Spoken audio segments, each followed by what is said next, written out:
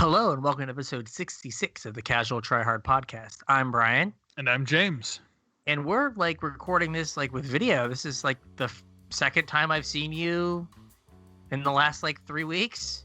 Yeah, we had a couple difficulties last night and decided to use our time to kind of figure some of this out. And that was the first time I've seen you in a month. Yeah. Despite living a mile down the road. Yeah.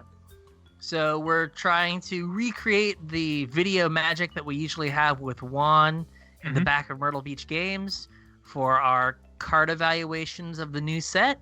Yep, but instead of being in the back of Myrtle Beach Games, we are in our own respective lofts. Yes, so we're both hiding from the missus and recording Yep. In our upstairs. So we're going to do our best. There's going to be a little bit of a delay, so if there's some dead air, I'm sorry, because I'm just waiting on someone to talk. Yeah, I don't think it'll be too bad. We're kind of used to recording at least audio this way, so yeah, it might look different for the people who are tuning in to watch our beautiful faces, but the people that are listening in, it should really have no differences. So if you want to get at us on Twitter and tell us how we could have picked better cards, or tell us what cards you wanted us to talk about instead, you can get at us at Casual Tripod on Twitter. You can also get at us on Facebook at Casual Try Hard MTG for the same reasons, but I will yell at you and tell you that you should have piped up last week when I asked for these cards. Again, keep building that community, just yelling at people. This is great. It's great. You can also email us at show@casualtryhardmtg.com. And I want to take a quick second to tell everybody to go out and support their LGS as much as possible. I know I've been kind of driving the point home the last couple of weeks, but they cannot get through this without your support. Hopefully they get to open their doors up and, have a blowout weekend. But until then, they still have rent to pay and employees and bills and everything else. And they need to pay for all that inventory they got sitting on the shelf and all the new releases coming up. So if you can, support your local game store. If not, support ours. Myrtle Beach Games has pre-orders up for Ikoria right now. They've also been using this downtime to kind of catch up on their backlog of singles inventory. They've been putting in new sets every day. Check out their website at myrtlebeach.games if you want to order anything from them. I have been told that they will ship orders if need be, so check them out. Yeah, and if you want to see us, go to the Myrtle Beach Games YouTube page, and that's where this video will be, and there'll be card images so that you can follow along if you haven't quite figured out all the new cards yet. You also get to check out my glorious quarantine beard that hasn't been trimmed in forever. Yeah, I haven't shaved in a bit. I started to get a little fuzzy and I got itchy and I was like, I'm off this. I don't know how people do this. You got to put some product in it, man. A little bit of beard oil goes a long way. Oh man, yeah. I don't have time to get new products, man. All right, so we're gonna get into Ikoria, go back over the mechanics real quick. We did a really deep dive last week. Yeah. About the mechanics, but we just want to go over them quickly now just to make sure everyone's on the same page before we start talking about the cards. Yeah, they're also pretty confusing mechanics, so don't feel bad if you don't get it right at first. I have a feeling as we go through these cards, I'm going to repeat this a couple times, but a lot of these mechanics I think are you're going to have to play with the cards to really understand how good and what the nuances of them are. They don't read very well on paper. I think you're actually going to have to use the cards. So Morrow had to put out a correction for his blog about mutate because he even got it wrong. Yeah, in his defense, he said that mutate works differently now than it did when they were playtesting when he was designing it. So he got it right for what mutate used to be, but it is not currently the same as it was then. So it is really complicated. So mutate is an alternate casting cost for creatures that allows you to cast it and put it either on top or underneath a creature that's on the battlefield. And that pile of creatures gets all the abilities of all the creatures in the pile, but only the power and toughness of whatever you decide to put on top. And only the name, color, and CMC of what's on top? And creature type. And creature type, okay. That's kind of weird. It doesn't get the creature type from all of them. Yeah, I think if you like logistically, it'd be hard to know all the creature types in like the stack. Oh, that's true. Since you're only seeing the top card. Yeah. And you can only mutate onto non-humans. Correct. And most creatures that have a mutate have something that says when this creature mutates, do a thing. Yeah, like a triggered ability.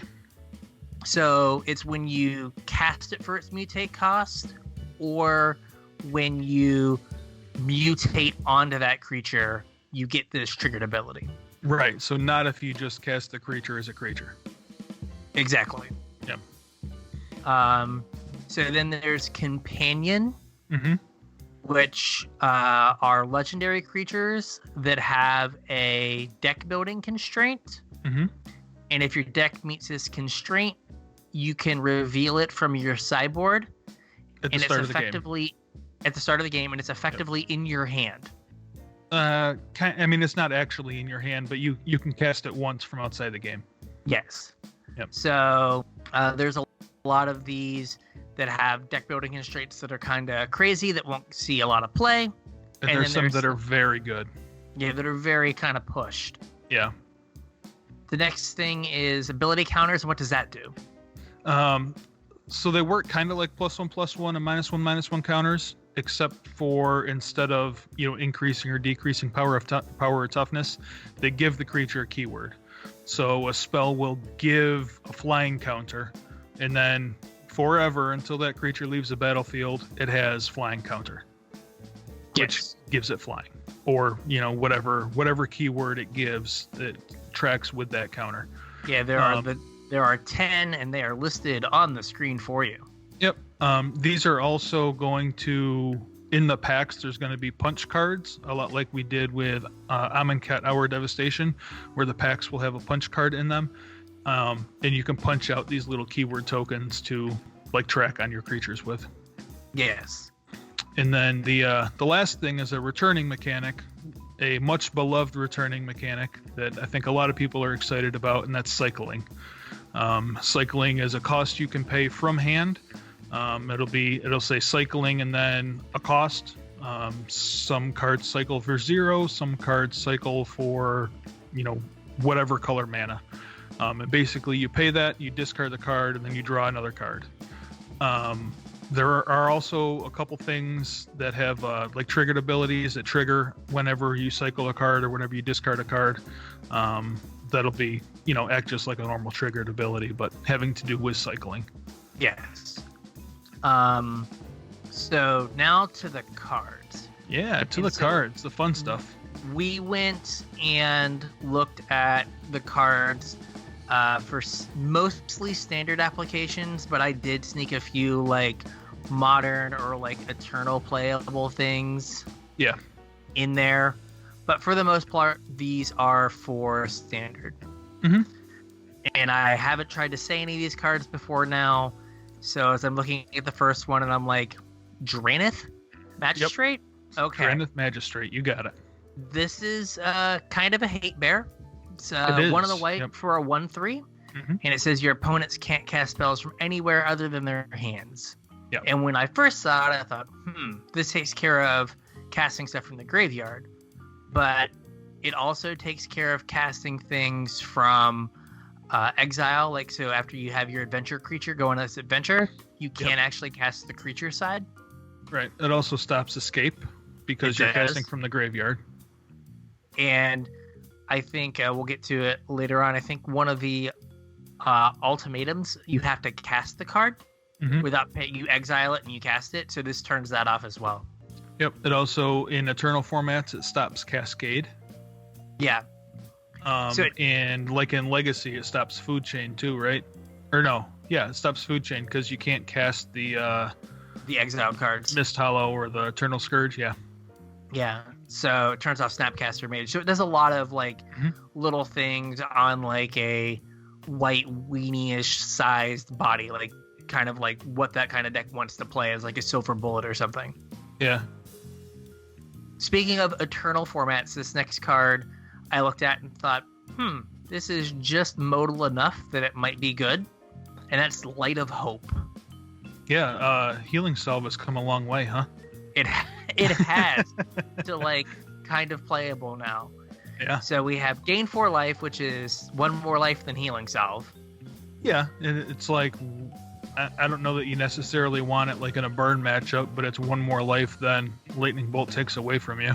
Yeah, I guess I should say it's a 1 white for an instant with 3 modes. Yeah. First mode is gain 4 life. Second mode is destroy target enchantment. And then the last one is put a +1/+1 counter on target creature. That one's probably the least useful. But yeah, I mean, again, unless you're playing against a Lightning Bolt deck, like if you're running things that are susceptible to Lightning Bolt, like this saves your creature from Lightning Bolt.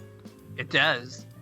And it's just that flexibility to have that option. If you're in the market for like a 1 mana white destroy target enchantment, this is just better than pretty much any of those that we've had.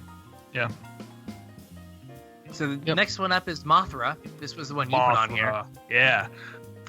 So Luminous Broodmoth is 2 white for a 3/4 flyer. It says whenever a creature you control without flying dies, return it to the battlefield under its owner's control with a flying counter on it.